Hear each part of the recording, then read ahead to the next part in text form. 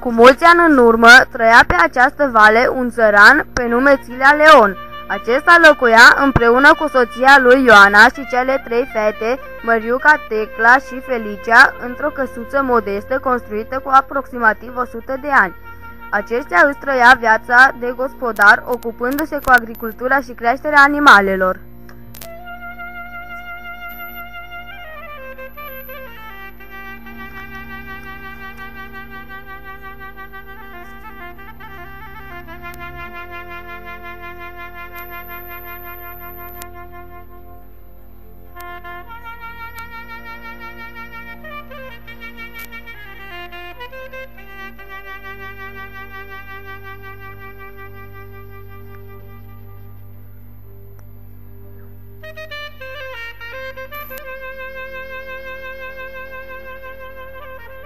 Neavând posibilitate financiară, acesta a construit o vâltoare pe malul râului Porcăreț. Această vâltoare avea rolul de a spăla haine, țoale, părătare și alte materiale textile, dar cu timpul, nefiind folosită și îngrijită, vâltoarea s-a dărâmat, în prezent fiind doar o ruină.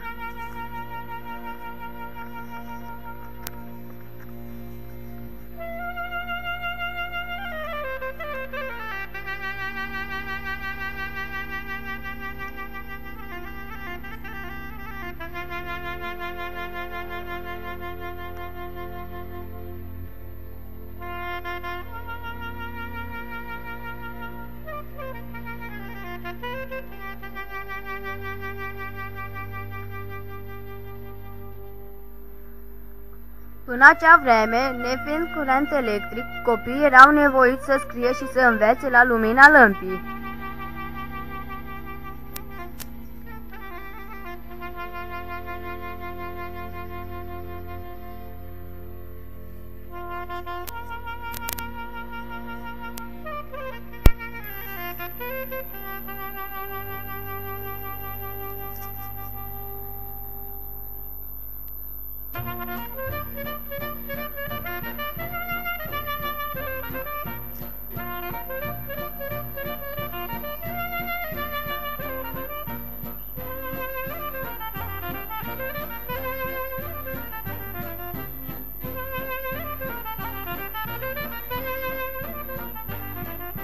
În Poiana Ilvei încă mai există case vechi care au fost construite cu aproximativ 100 de ani, unele fiind ruinate, iar altele fiind locuite.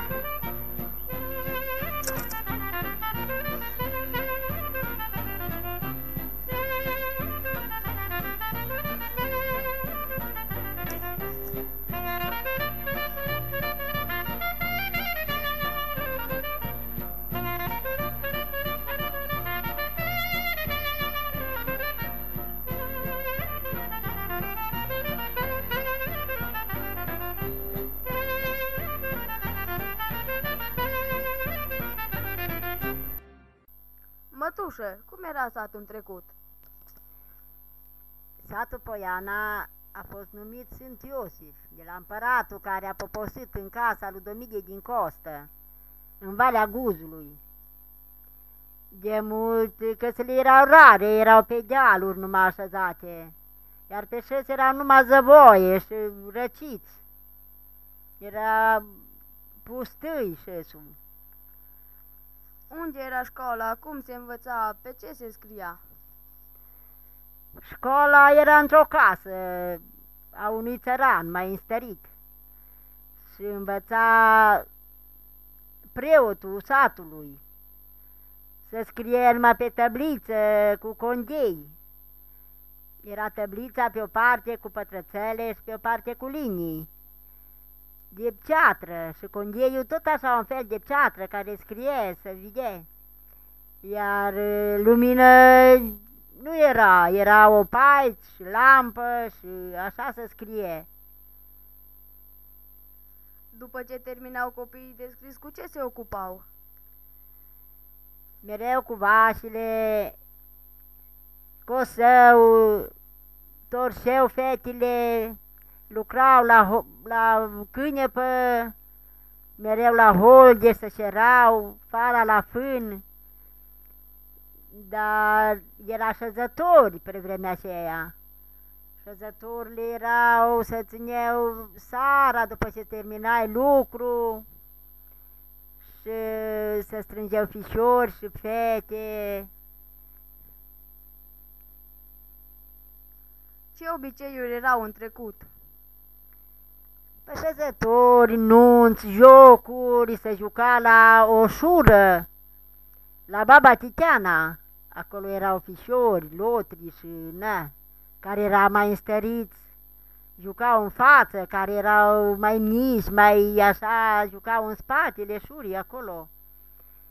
Și apoi, după ce gătau mereu cu fetele acasă, după ce gătau jocul, dar nu le apuca seara pe fete prin sat. Ce jocuri se desfășurau? Păi se juca de-a mâna, de-a lungul, cum se zice, se juca ropota, se juca de-a învârtita, cu strigături la fete, se juca sârba și apoi le striga la fete tot felul de minuni. Cu ce se ocupau gospodarii acestui sat? Se ocupau cu agricultura, creșterea animalelor, stupăritul, în Coșulea era acolo o fabrică de mied. Acolo mereu și-și cumpărau, care treceau pe dealuri, mereu și beau mied acolo la Coșulea. Și spunea bătrânii că era tare văzut acolo locul acela, la Coșuleanu. Mulțumesc frumos, mătușă! Să trăiți, băiete, să trăiți, să vă faceți domni și voi mari, că ați scăpat de opaiți și de opcinși.